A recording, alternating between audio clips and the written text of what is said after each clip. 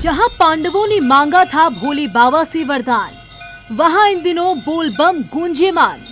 महाभारत काल से जुड़ा मंदिर का इतिहास जानकर होंगे आप भी हैरान। रोजाना भोले के चौखट पर लगाते हैं हजारों भक्त हाजिरी, क्योंकि मंदिर में शक्ति है जो बदल देती है किस्मत की लकीरें। आप भी इस वीडियो में जानिए।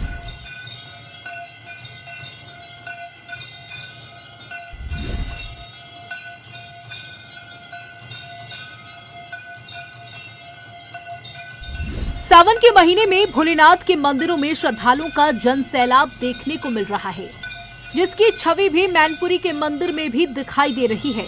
एक ऐसा भोलेनाथ का मंदिर जिसका इतिहास महाभारत काल से जुड़ा है, जिसे भीमसेन मंदिर भी कहा जाता है। और ऐसा क्यों है, इसके बारे में सब आपको बताते हैं। पांडव कालीन महादेव मंदिर को भीमसेन मंदिर के नाम से जाना जाता है। पांडवों ने अज्ञातवास के दौरान भगवान शिव की पूजा की थी।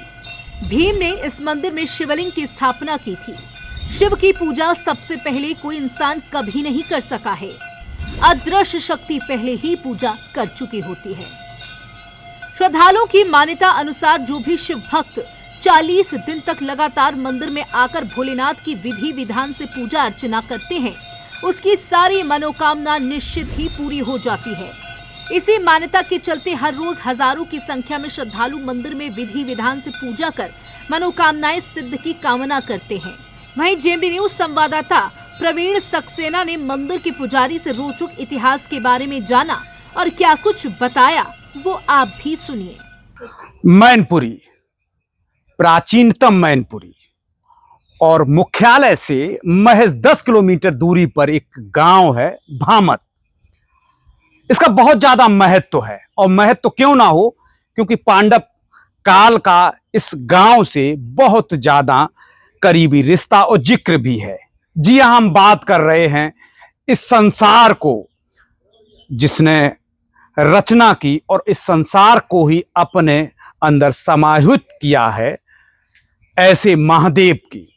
सनातन धर्म के बारे में जब हम बात करते हैं तो प्रभु महादेव की अगर जिक्र ना आए तो ये बेईमानी होगी।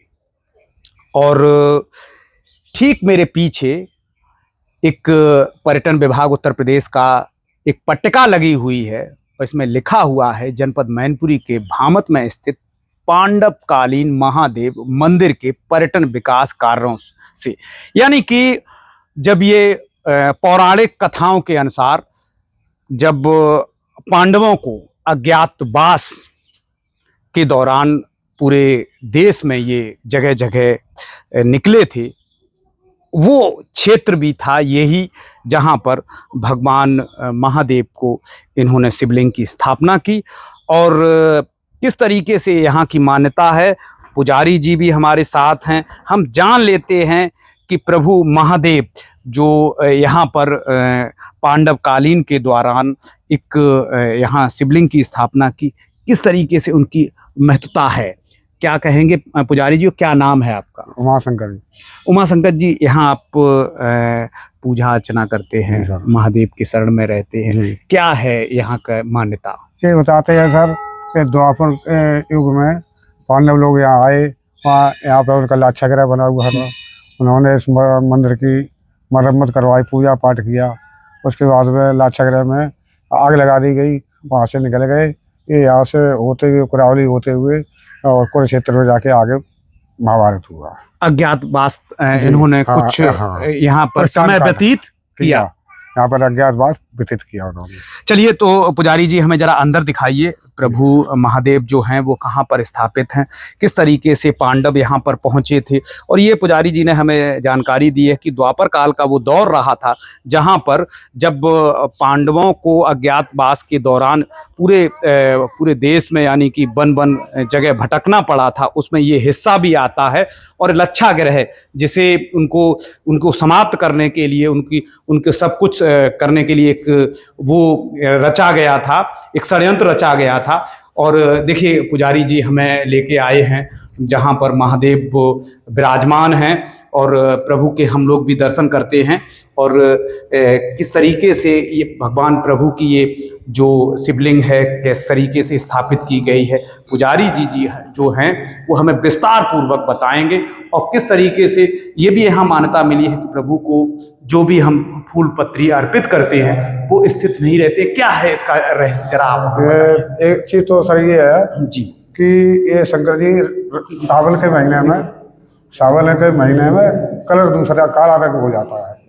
तो देखिए पुजारी जी ने एक अहम सी बात बताई है, हमारे एक प्रभु का ध्यान भी स्मरण कर रहे हैं और ये बता रहे हैं कि जब श्रावण मास का समय होता है तो ये जो शिवलिंग है इसका रंग परिवर्तित हो जाता है, रंग बदल जाता है। ऐसे ही आप बता रहे हैं? जी सर, एक साल में 3 बार रंग बदलते हैं। एक वर्ष में ये 3 बार प्रभु अपना स्वरूप यानी कि कलर में परिवर्तित करते हैं।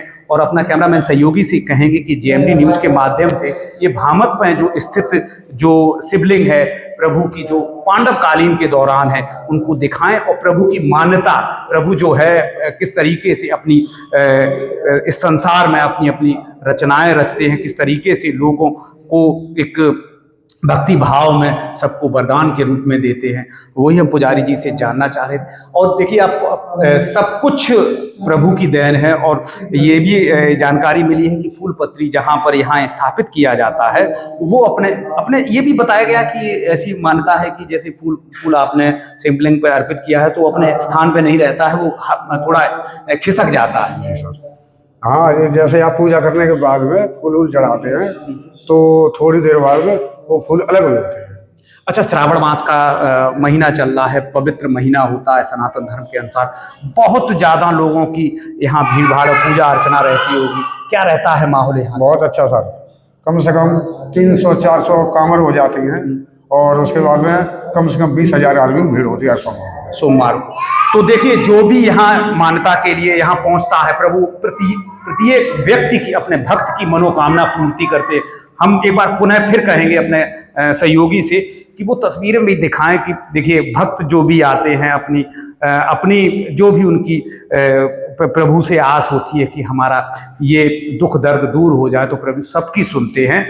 और बिल्कुल एक पहले तो जिस समय पांडव काल रहा होगा तो उस दौरान यहाँ जंगलात होगी, लेकिन अब धीरे धीरे बस्ती बस चुकी है, लोगों का आवागमन भी हो गया है, गांव भी विस्तार से हो चुका है। तो आप इसी कड़ी में हम लोग कहीं और एक प्राचीनतम जो इस तरीके से श्रावण मास का जो महीना चल रहा है उसमें हम जिक्र करेंगे और बात करेंगे। Praveen Saxena, JMD news, Mainpuri.